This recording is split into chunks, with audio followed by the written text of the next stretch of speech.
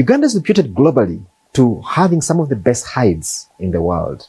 Now, it could be a different story when it comes to actually finishing the hides into proper leather products. But this has not stopped a number of entrepreneurs in Uganda to actually venture into this space. And today we bring you the story of one.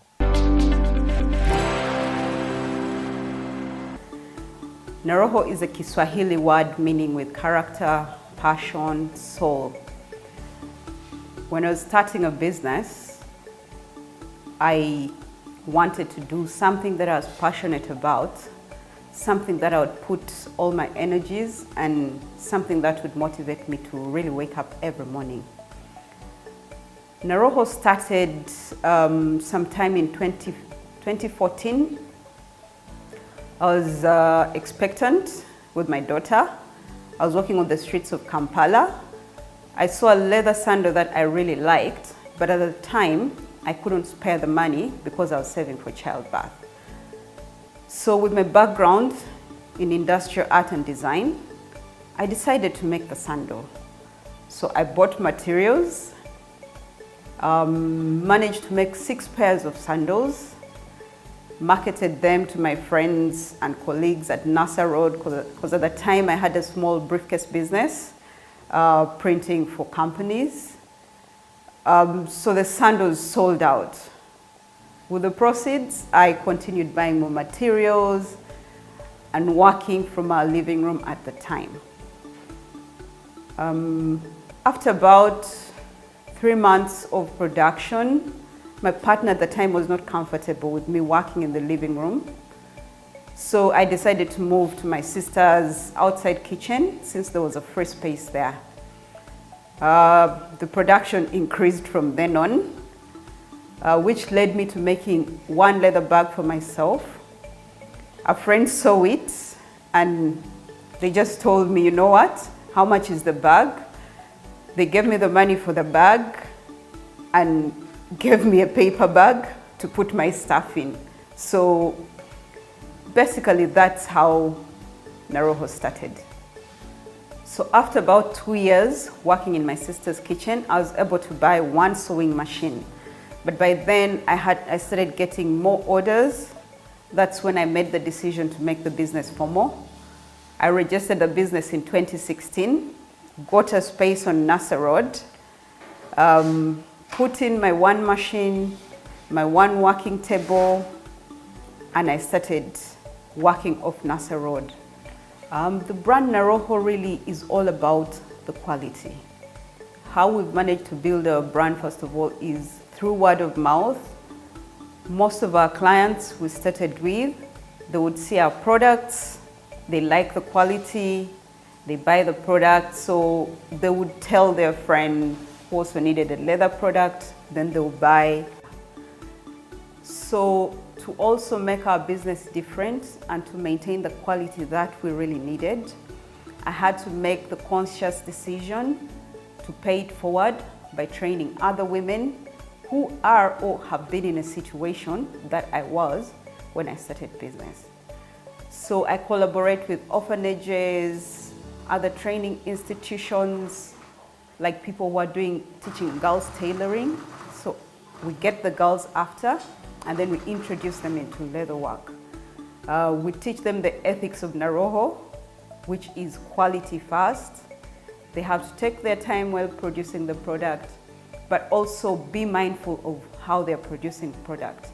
What has also really helped us in the business, in how we do business, is the aspect of collaboration. 3 years ago, I was able to go to Olibate factory, which was in Ethiopia by then, under the management of Mr. Ferao Kebedi. I had a 1 week's intensive training in shoemaking, but also how they managed to keep their products and their ethics of having a fair trade product. In Uganda, I also collaborate with a lot of colleagues in the same sector.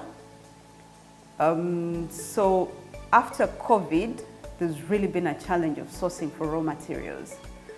So what I did, I teamed up with Seco Designs. Since they order in bulk, I was able to also order with them due to the fact that I couldn't order the huge quantities that the factories need us to order. I'm a very ardent and passionate advocate for economic development. So when I started Naroho, I wanted to be economically empowered. And I find that so many young women, young girls, face so many challenges due to their situation that they are not economically empowered.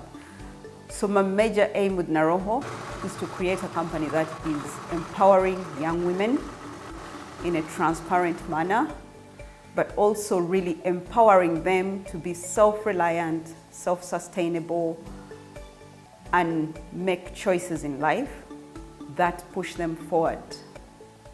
So we also really set out to work out with companies that are mindful about the planet. I have taken the opportunity and the chance to really look into where our leather comes from. I've visited like 10 tanneries in East Africa and Ethiopia as well, where I've seen the processes that they use for tanning the leather. So we really are mindful to choose leather that is tanned using the least amount of chemicals, and that kind of leather is good for the planet. And we minimize waste in the factory as much as we can. For those seeking where to invest, tourism or tour and travel is one of the areas you can consider. But before you make that decision, here are some of the elements or aspects you need to consider.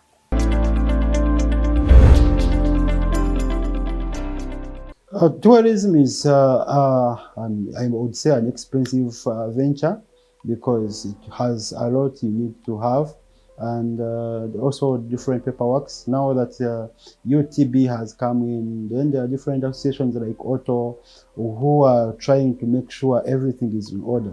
So there are a lot of paperworks you have to have. For example, you must have a trading license, you must have an office, physical office, you must have staffs who are really insured, and all this calls for money. But still, it is affordable, it's manageable in case one is much ready. But I would say one must really be really dedicated to this, because one, it's not assured right away. Now more so that our domestic tourism is still low. Like most of the tour companies are still looking at the foreign market. And now that makes it more competitive. And that calls for a huge market budget, which means one must be ready to give in time and also spend in terms of financial resources in order to penetrate the market. And also, one must have financial discipline, because one can come and book maybe 3 years ahead. That means you may have the money, but it's not your money. So until you really have financial discipline, you may not really manage to have this business grow.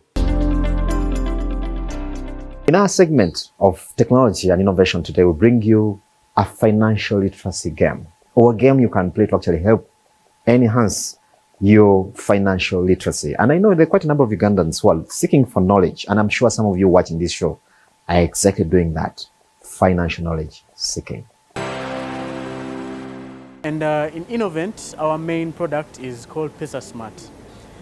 This game that you see here, it's a financial literacy game that a lot of business owners and entrepreneurs normally use to perfect their financial literacy skills.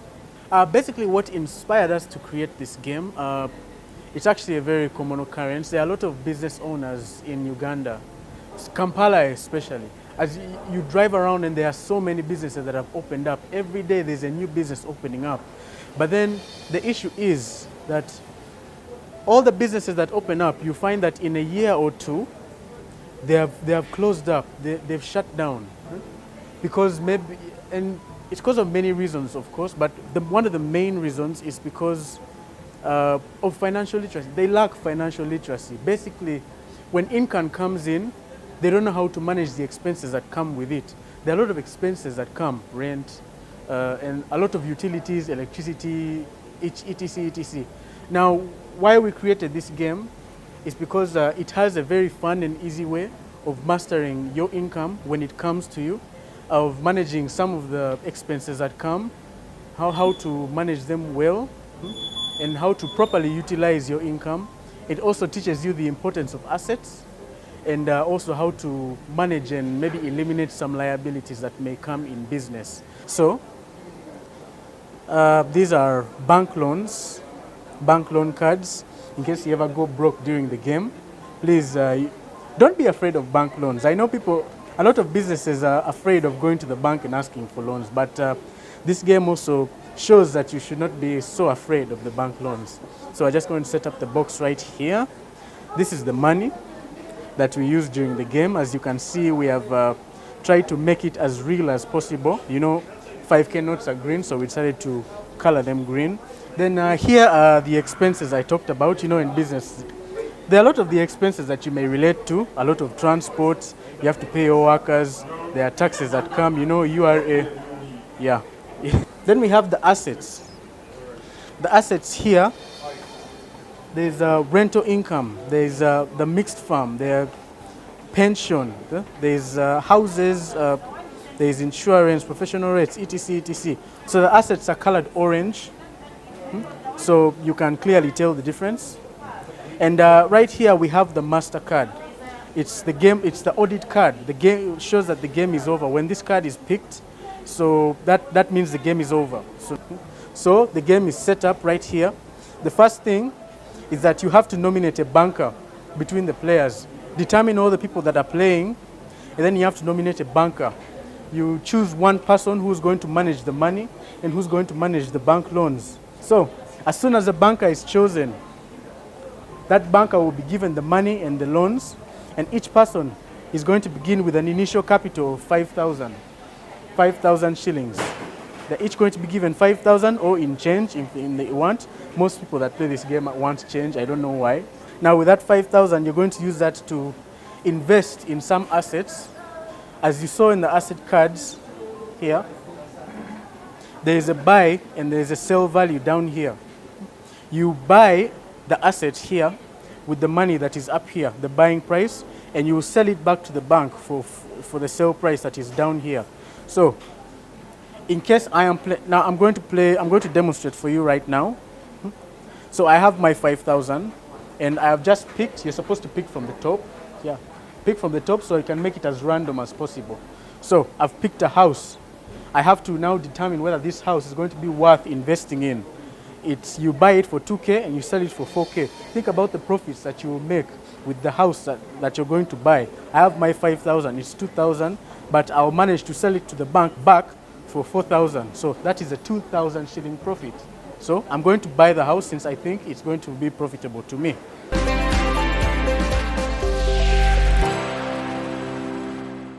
Well, that's all we had for you on this week's edition of Man on Market. Thank you for being part of the show. Now, we treasure your company and your feedback. So send us your comments, questions, and suggestions, and let's have the conversation going. Until next time, I've been your host, Charles Boji. Now, from me and team, we'd like to wish you a very good evening, and God bless.